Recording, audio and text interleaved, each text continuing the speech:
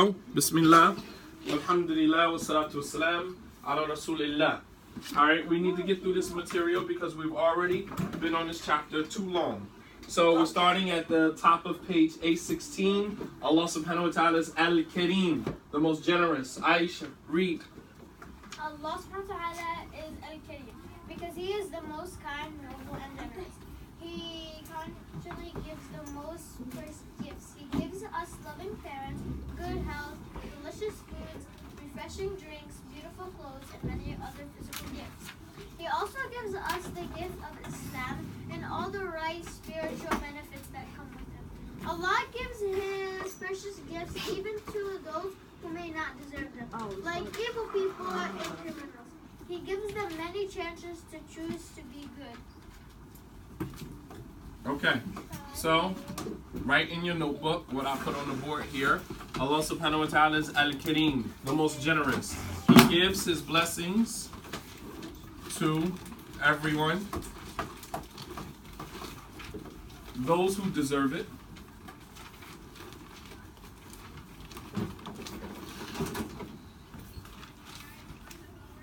those who deserve them, and those who don't. Allah subhanahu wa ta'ala is Al-Kareem, the most generous. He gives His blessings to those who deserve His blessings as well as those who don't deserve it. Allah subhanahu wa ta'ala has given intellectual prowess, given people great intellects, great minds. Alright, even though some of them are some of the worst people, even though some people take their intellect that Allah subhanahu wa ta'ala gave them as a blessing and they use it to prove that Allah subhanahu wa ta'ala doesn't even exist. Can you imagine that Allah subhanahu wa ta'ala gave you intellect? Khalid, what are you doing? I can't see. Huh? Okay, but while you're looking for a pencil, you're disrupting my entire class. Everyone else is writing what is on the board. Take a pencil here and begin writing. He can't. We have to use pencils. But you're not using your pencil. He's not allowed to use that kind of pencil. He has Why? to use his pencil. Any other pencil, she said. Where? This Where's one? your pencil? But I don't like using pencils. Here. I have to use a pencil like this one. Where's your pencil? And if he lost it, he's out. No, I didn't lose it. Everybody else, I'm talking to him. Everybody else, write what's on the board. Let's go. Listen, here, take this because you're wasting my class time. Write what's on the board. You lost it. No, I didn't. Mind yours. His business is not your business. This is between me and him, not you. Your business is what's on the board right here. This is what's your business right here. Write what's on the board. So Allah subhanahu wa ta'ala, sometimes He gives people intellect, right? He gives them strong intellect, the ability to be very smart, very intelligent, and sometimes those people use that blessing of intelligence to prove that Allah subhanahu wa ta'ala doesn't even exist. Is there supposed to be a period over there? Because it says He gives His benefits to everyone. Read what's on the board. He gives His blessings to everyone. Supposed to be a comma there. A comma. Those who deserve them and those who don't. I know, but Period. without the comma. Okay, you're right. Thank you. Should be a comma there. Aisha, Sheikha, Alima. Okay, so sometimes Allah subhanahu wa ta'ala gives people money, makes them extremely wealthy, extremely rich, right? And then those same people take the money that Allah gave them and they use it to corrupt the world. They use it to start wars. They use it to make people poor. All right? They use it for all of the reasons that are haram, that are corrupt, even though Allah subhanahu wa ta'ala was generous enough to give it to them. Some people, Allah subhanahu wa ta'ala makes them extremely beautiful, right? And then they take their beauty and they use their beauty for reasons that are haram, right? To create mischief in the earth. All right? Some people, Allah subhanahu wa ta'ala has given them so many different blessings, right? And then they use those blessings for reasons that are haram. So they don't deserve it. And then there's some people who Allah gives them wealth, gives them money. And then they take that money and they feed the poor. They take that money and they go and they establish schools for poor people, people who can't afford it. They use that money to go and feed entire countries and entire villages, right? Some people, Allah subhanahu wa ta'ala blesses them with intellect.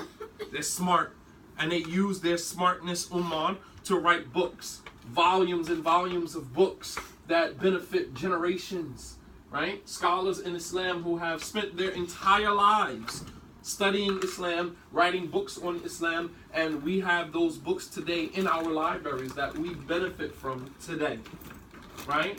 One of these very famous scholars is Muhammad ibn Ismail al-Bukhari. Sahih, the author of Sahih al-Bukhari, which is a compilation of hadith that is about, in English, 10 volumes. 10 volumes. In Arabic, 4 very thick volumes that he put into over 7,000 some odd hadith that he put into his book from his memory. From his memory. And so this is someone who Allah subhanahu wa ta'ala gave intellect, and he used his intellect in a manner that would be good. Sit down. Sit down. Do not get out of your chair again. Pull your chair up to the table. Do not get out of the chair again. You're walking back and forth. You're looking for your pencil. I don't know what's going on. So write what's on the board and have a seat. I'm going to do you a favor so you don't have to keep getting up. I'm going to put the entire box of tissues on your desk. You don't have to get up anymore. Khalas? Okay. So this is Allah subhanahu wa ta'ala's name, Al-Kareem. And then even as you see, Allah says in the Quran, وَإِن تُعُدُّوا نِعْمَةَ اللَّهِ لَا تُحْصُوهَا, that if you try to count the blessings of Allah, never would you be able to come up with a number. Can you count how many blessings Allah has given you? No. Can you sit down and enumerate and count all of the blessings that Allah has given you and then come up with a number? It's not a number. It's not a number for how many blessings He gave us. It's not a number for how many blessings He gave you? Why? You mean to tell me I can't sit down and say, okay, He gave me the ability to walk. He gave me the ability to see. He gave me the ability to think. He gave me the ability to He gave me the ability to count. He gave me the ability to think. He gave me the ability to sleep. He gave me the ability to breathe. He gave me the ability to ponder. He gave me the ability to reflect. He gave me the ability to memorize. He gave me the ability to walk. He gave me the ability to talk. He gave me the I can't sit down and count all. I can't sit down and count all of the blessings. No, because then you'll lose. I can only hear one person at a time. Because He gives you them every day. Yeah, but walking and talking is still only one, two blessings. That's something that you can count. Okay. So what I'm saying to you guys is, can I sit down? Can someone sit down and literally count every single blessing that Allah has given them? No, has given them? Count. You'll lose count. 100,000. Because some of the blessings that Allah has given you is not just external. It's not just physical. Some of them are internal blessings. The fact that your heart beats, right? The fact that you breathe. The fact that your brain, the fact that your body, your cells move throughout your body. You harm yourself, you cut yourself, and then the white blood cells rush to that area to begin repairing it, right? So then in a day or two, it becomes a scab, and then afterwards, the scab falls off, and then it's like a light spot on your arm, and then you put cocoa butter on it, and then days after, it's completely healed as if it never happened. Really? So I should just put butter on this? Yeah, you could. Right? Is that not a blessing? Can you see that? Can you see the white blood cells working? No. So there are blessings that are going on inside of us that we can't even understand. So as Allah says in the verse, that if you were to try to count the blessings of Allah, never would you be able to come up with a number. You could never enumerate them. All right? And this shows us that Allah subhanahu wa ta'ala is Al-Kareem. Allah is generous. Allah is generous. Continue reading Aisha.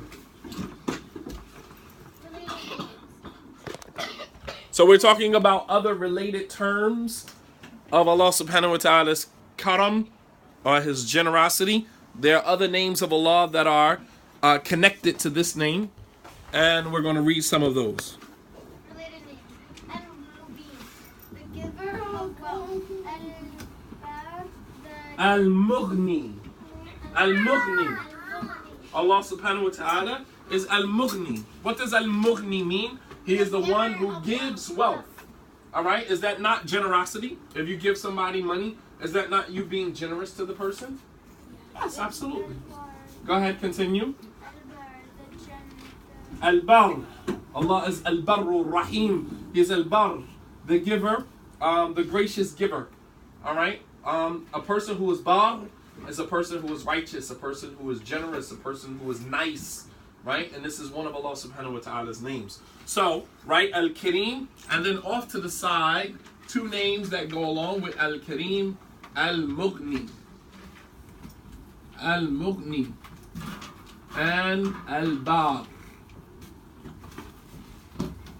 So each name always has other names that are connected to it.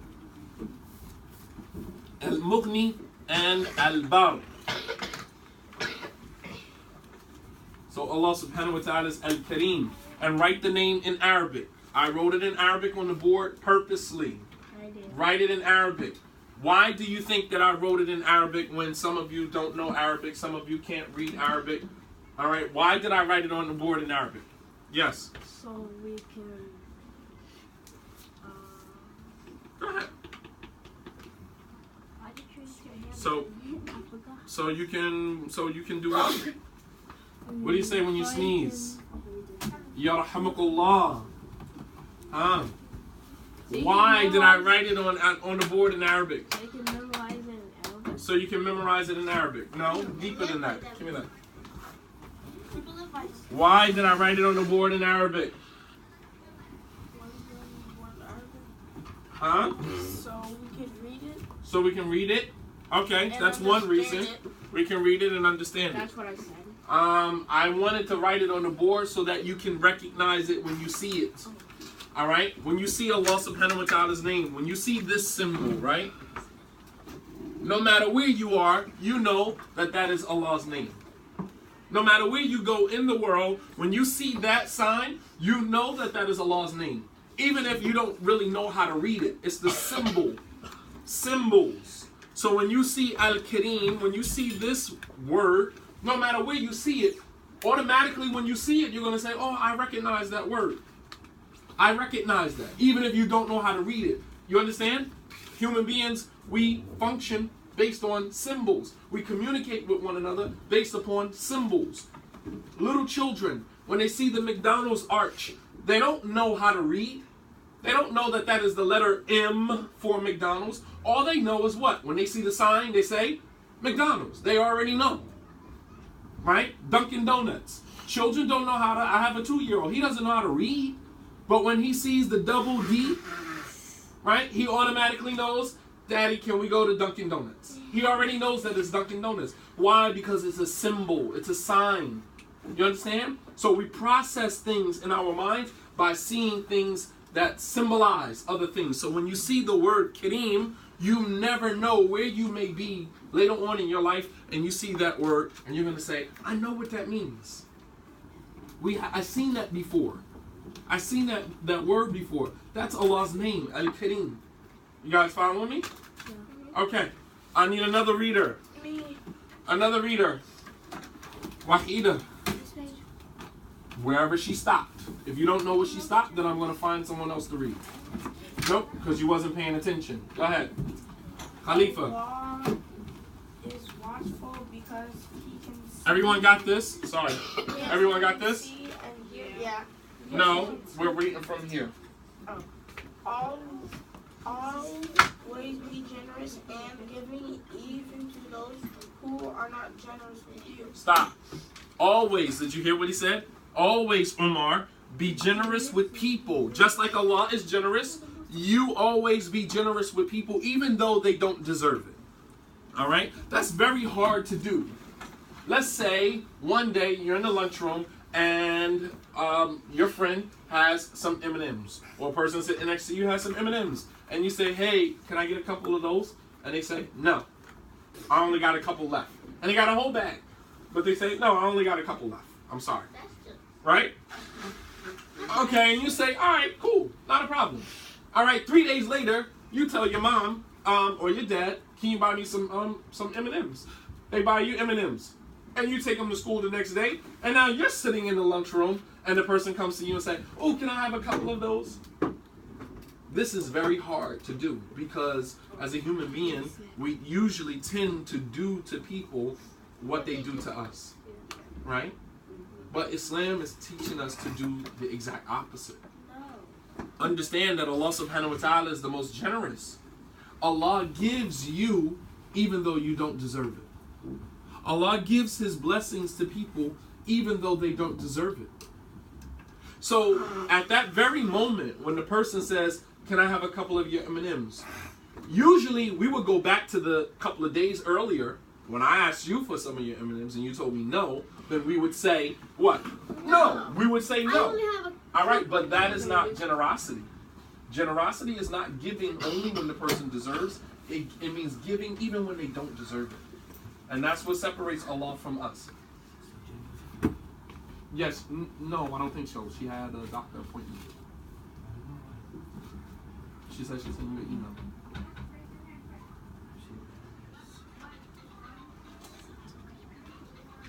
She had a doctor's appointment.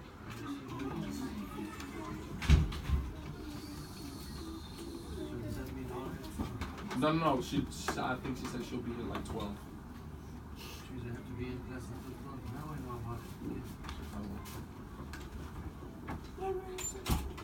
Okay. So Allah subhanahu wa ta'ala is generous. He gives us things even though sometimes we don't deserve it. So who are you not to give to the person even though they don't deserve it? Okay? Or I'll give you another scenario. Let's just say you have a younger sibling in a younger grade. You're in the 5th grade. Let's say you have a brother or sister in the 3rd grade. And your brother and your sister comes to you and says in the 3rd grade, there's another kid that's bullying me. There's another kid that is bullying me. How many people getting lunch? Raise your hands, please. Quickly. Everybody except 2. 1. Pay attention, please. Umar, you getting lunch? Okay, so let's say you have a younger sibling. Let's say you have a younger brother or sister in 3rd grade. You guys are in 5th grade. And your younger brother comes to you or your younger sister comes to you and says, hey, there's a person in my class that keeps bullying me. You know, at lunchtime, they take my stuff. You know, they kicked my book bag. One day he was walking and he saw my book bag and he kicked my book bag. All right. And then you say, well, which kid is it? And they said, this one right here. All right. And then one day you're out on the playground and you have some M&Ms in your pocket. And that same kid comes to you and says, oh, can I have one? And now you know that this same kid has been bullying your brother and sister. You can either do one or two things. Smack him? No, we don't smack. No, I would just say apologize. Hold on. Umar had a good point. What would you do, Umar?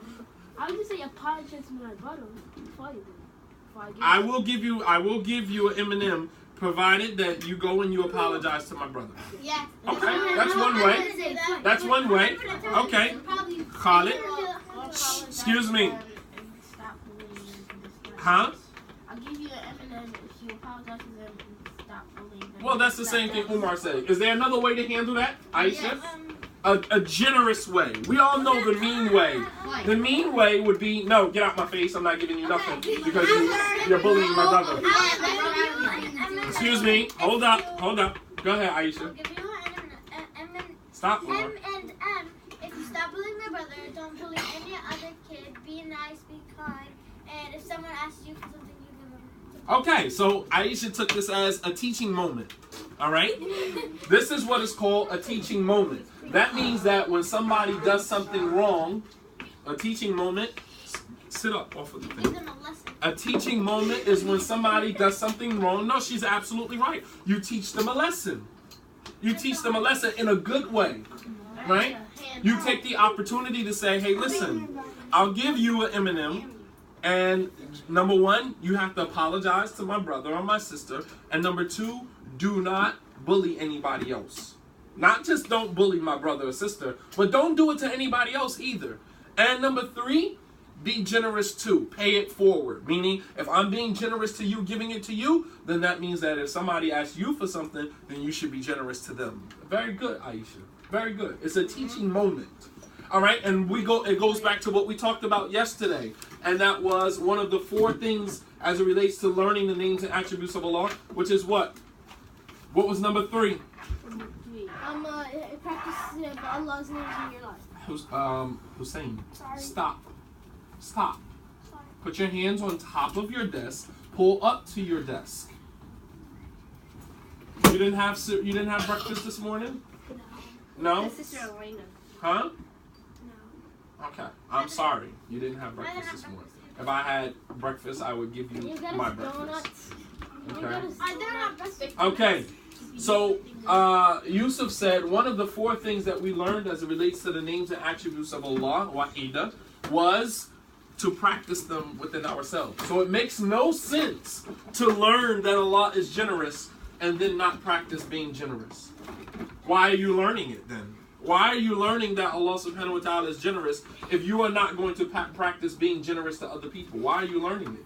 You're just learning it to say that I know?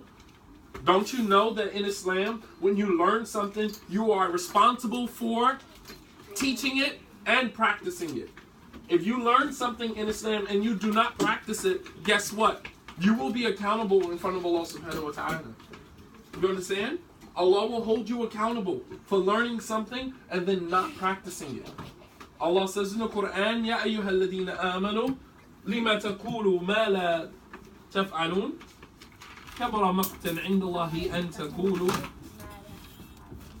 Right? All you who believe, why is it that you say what you don't do? Hateful is it in the sight of Allah that you say what you don't do. Allah dislikes this behavior. That we learn something and then we don't practice it ourselves. Yusuf and Ahmed. What did I do? You're going to ask me what did you do and I'm sitting right here looking at you? What? I don't wear glasses, you do. You're going to sit here and ask me what did I do and I'm sitting right here looking at you? Are you kidding me? What did I do? What did you do? Okay, do it again and then I'll show you better than I can tell you. Yusuf, Brother Shadeed. stay focused. Brother Shadeed. No questions. Keep reading. I need to go Who's to my the next reader? bathroom. Ahmed, since you have so much to play about, I want you to read. No, read. Al-Raqib. Can I Next go to the one. bathroom? No. I promise I'm not gonna No, you guys have not been giving me what I want, so I'm not going to give you what you want. Is that being generous? No. Should you guys be able to disrupt my class, and then when you ask to go to the bathroom, get water, do all these other things, I should say yes? Yes. That's being generous. That's being generous? Yeah. But let me explain something to you about generosity. You're teaching Sometimes being generous to someone makes them more evil. Yeah. How? Oh, They take advantage. Right, they take your kindness. They take your kindness for weakness. Like And Allah just like says that how- in the Quran. Like what? Yeah, you I have الذين example. آمنوا. All you who believe. ما غركم بربكم كريم. What has deceived you about the generosity of your Lord? That Allah is generous. Excuse me. Allah is generous. But do you think that you can continue being disobedient to Allah and He's going to keep being generous to you? No. No, not at all. Do you think that you can continue disrupting my class and I'm still going to be the nice guy that I was when I walked in the door? Yes. No. Go ahead. I just want you guys to understand that just because you are generous, don't let anyone take your generosity, all right, as a weakness. All right? If you see that you are being nice to someone, Khalifa, put your hand down. Put your hand down. If you see, Akila, that you are being nice to someone and they continue to take your kindness for weakness, then what are you supposed to do? What do you do? Stop it. You act like they aren't doing that, but What?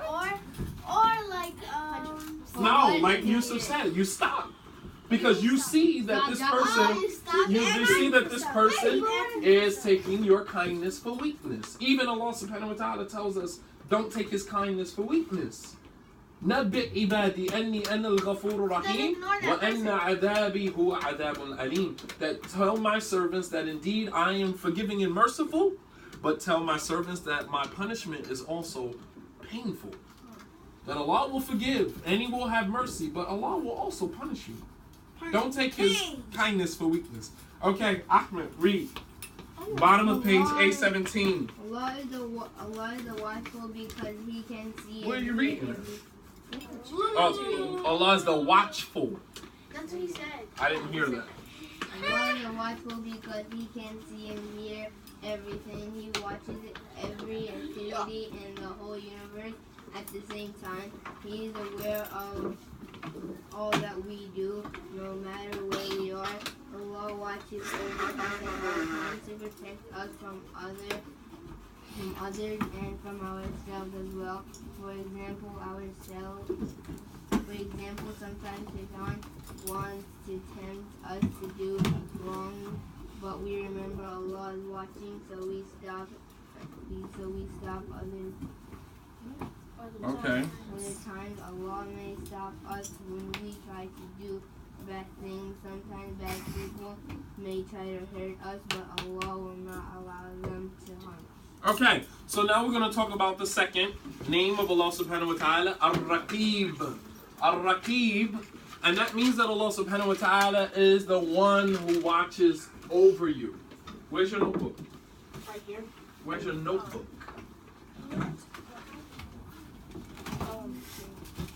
And you didn't write. Come on, write what's on the board. I did. Allah subhanahu wa ta'ala, this is a new one. Write what's on the board. Allah subhanahu wa ta'ala is Ar-Raqib, the one who watches over us. Right? Inna Allah kana alaykum raqiba. Raqib means that Allah subhanahu wa ta'ala is watchful over you. He watches everything that you do, and he also watches you. He watches over you, meaning watches over you to protect you, and he also watches you. So he watches over you. Sorry. Be generous. Be merciful. He watches you, meaning the things that you do, and he also watches over you, meaning he watches the things that people do to you. All right? And Allah subhanahu wa ta'ala watches over us for the purpose of what? Why does he watch over us? Akila.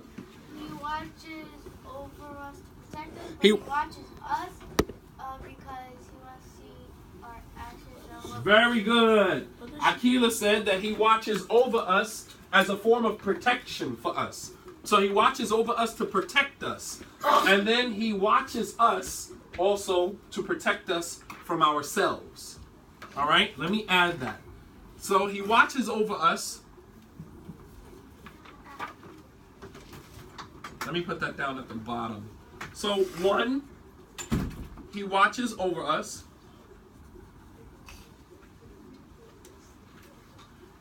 To protect us from others.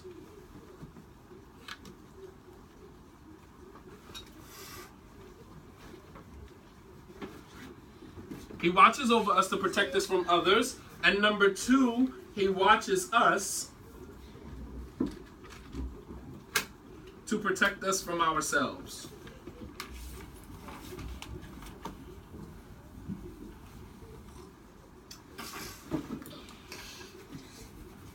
You guys will have a quiz, a unit quiz next Thursday. And wherever we stop, wherever we stop, the same unit that we're on, Unit A. Oh, it's half day Thursday next. I thought you meant like. Wherever we stop, Half day tomorrow. excuse me, do you guys want to hear or you don't want to hear? I want to hear. Wherever we stop tomorrow, right? Wherever we stop tomorrow, that will be from the beginning of Unit A to wherever we stop tomorrow. That will be what it will be on your quiz on Thursday, next Thursday. Ambrin, did you hear what I said? What did I say? You said next week we have a quiz. No, that's not what I just said. That means that you weren't paying attention. Quiz. Allah gave you 2 ears and 1 tongue so that you can listen more than you talk. But you guys do the total opposite. You talk more than you listen.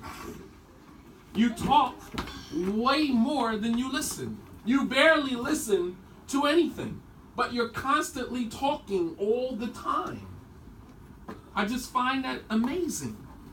Allah gave you 2 ears and 1 tongue. Yeah, but your mouth is bigger than your 2 ears combined. Your mouth is bigger than your 2 ears that's combined. You have never lied. You have told the truth. Absolutely. Your mouth is bigger than your 2 ears combined. Absolutely. That's true. All right. So from the beginning of Unit A, all the way up until where we stop tomorrow, which will probably be age 18, A19. All right. So from the beginning of Unit A, don't close your books. We're not done. We still have 15 minutes before the class is over. I'm just letting you know where your quiz is going to be, and all of this is going to be on the quiz as well. Can you write that over there where the homework thing is? Yeah, he What, the quiz? Uh-huh. Okay, after the class is over, I'll write it over there. Well, as a matter of fact, you can write it over after the class is over. Sit up in your chair. This is the second time I asked you. And take the hoodie off of your head. I don't care. I'm cold too. No. So Allah subhanahu wa ta'ala is the watchful, ar-raqib, which means that what? He watches over us and he also watches us. He watches over us to protect us from others. All right. So if, like, for example, your little sister's in the park playing, all right, and you don't feel like playing because there's a bunch of little kids, but you are watching your little brother and your little sister, right? So that you're making sure nobody hurts them. You're making sure nobody, so you're protecting them. By watching over them, you're protecting them. And then Allah subhanahu wa ta'ala also watches us. And that means to protect us from ourselves. What does it mean to protect us from ourselves? What does that mean? That Allah protects us from ourselves. Ramisa. If we do something bad, then how does Allah watching us protect us from doing something bad? How does Allah watching us protect us from doing something bad? Akila? Nope, wrong answer. Ahmed, how does Allah watching us protect us from ourselves? I know the answer. How? Raise your hand. We try to do bad things. Allah stops us when we try to do bad things? Sometimes. What about Allah punishes us when we do bad things so that we don't So do then you learn more a bad lesson things? and you don't do it. Right, and we'll talk about that tomorrow, inshallah. Wa sallallahu ala nabiyyina Muhammad wa ala alihi wa sahbihi wa sallama tasliman kathira. Now.